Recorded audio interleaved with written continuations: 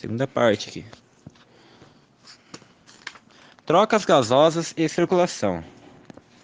Na ventilação pulmonar, os sapos enchem o papo de ar, fecham as narinas e forçam o ar para dentro, elevando o assoalho da boca. Os pulmões elásticos, eles inflam no estado de relaxamento.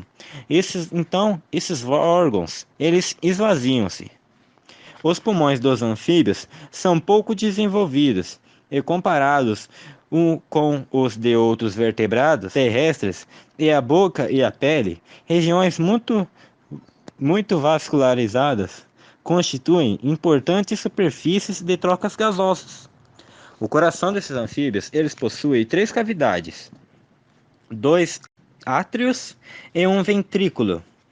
Esses animais apresentam circulação dupla, ou seja, o sangue ele circula por 2 circuitos, o pulmonar e o sistêmico. Na circulação pulmonar, o sangue, pobre em gás oxigênio, deixa os tecidos corporais, entra no coração pelo átrio direito e passa pelo ventrículo, de onde sai em direção aos pulmões. Ali o coração pelo átrio direito.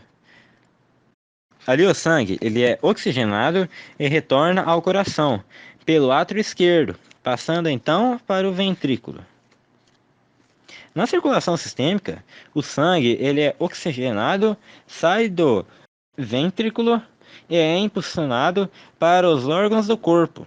E depois de ceder a maior parte do oxigênio para as células, ele retorna ao coração. Classificação. Os representantes atuais desses anfíbios, eles estão reunidos em 3 ordens: o Anurus, Caudados e Ápodes. A ordem dos Anurus é a mais diversificada dos anfíbios. Ela inclui os sapos, as rãs, as pererecas, todos os anfíbios sem cauda, que se locomovem por meio de saltos e cujo ciclo reprodutivo em geral inclui uma fase larval aquática. De modo geral, os sapos eles têm um corpo bem robusto, pela espessa e hábitos terrestres. Já as rãs têm membros posteriores relativamente mais longos que os anteriores, membranas interdigitais nos pés e pele bem lisas, características relacionadas ao seu hábito aquático. Os anauros são abundantes nas regiões tropicais e temperadas, de modo todo o mundo, sendo mais frequentes perto de lagos e riachos. Muitas espécies vivem longos períodos longe da água, mas retornam aos ambientes aquáticos na época da reprodução.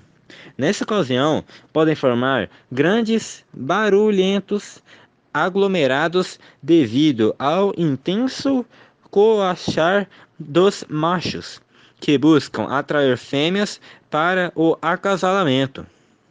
O macho dá um abraço nupcial na fêmea, que elimina na água ovos envoltos em uma capa gelatinosa. Sobre eles, o macho deposita os espermatozoides. Alguns dias após a fecundação, o ovo libera um girino. Este cresce e sofre metamorfose, na qual, entre outras modificações, ocorrem o desenvolvimento de membros e pulmões, e a reabsorção da cauda e das brânquias. Os classificados na ordem dos caudosos, ou Urodela, são as salamandras, animais que podem ser encontrados na região temperada do hemisfério norte e nas zonas tropicais da América Centro e do Sul. Em geral, as salamandras medem menos de 15 centímetros de comprimento. A maioria das espécies é terrestre e dotada de 2 pares de membros, dispostos em ângulo reto em relação ao seu corpo. A ordem dos ápodes inclui as cecílias, anfíbios que são desprovidos de pernas.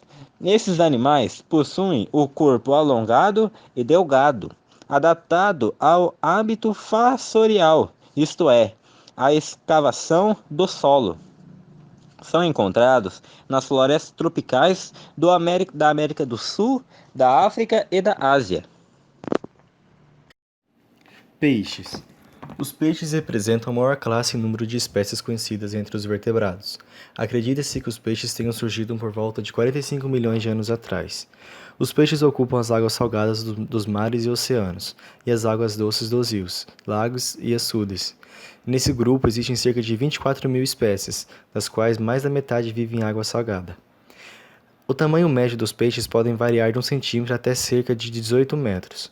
Provavelmente foram os primeiros vertebrados a surgir na Terra, e eram pequenos, sem mandíbula, tinham coluna vertebral cartilaginosa e uma carapaça revestindo seus corpos.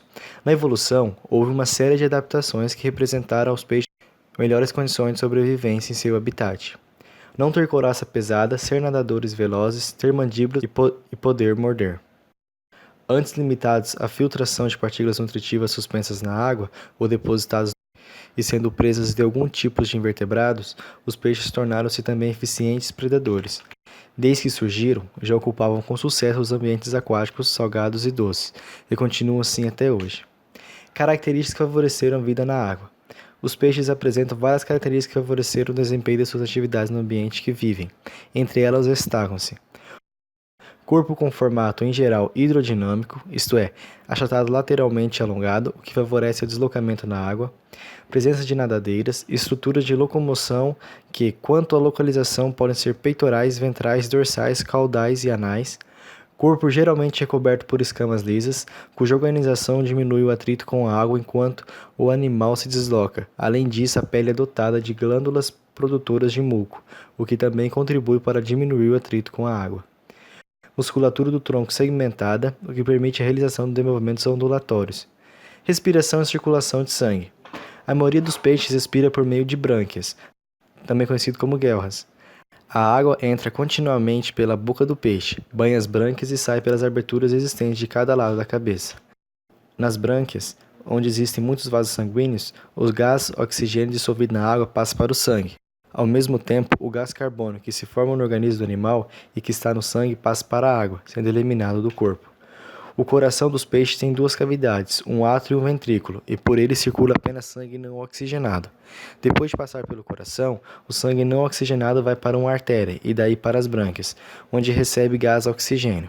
A seguir, esse sangue, agora oxigenado, é distribuído para todos os órgãos do corpo do animal. Alimentação e digestão. Outros são carnívoros e alimentam-se de outros peixes e de animais diversos, como moluscos e crustáceos. Nas zonas abissais, os grandes abismos oceânicos destituídos de luz, onde os seres fotossintetizantes não sobrevivem, há muitos peixes detritívoros, que se alimentam de restos orgânicos oriundos da superfície iluminada, e também peixes carnívoros. O sistema digestório dos peixes é constituído de boca, faringe, esôfago, estômago e intestino, além de glândulas anexas como o fígado e o pâncreas.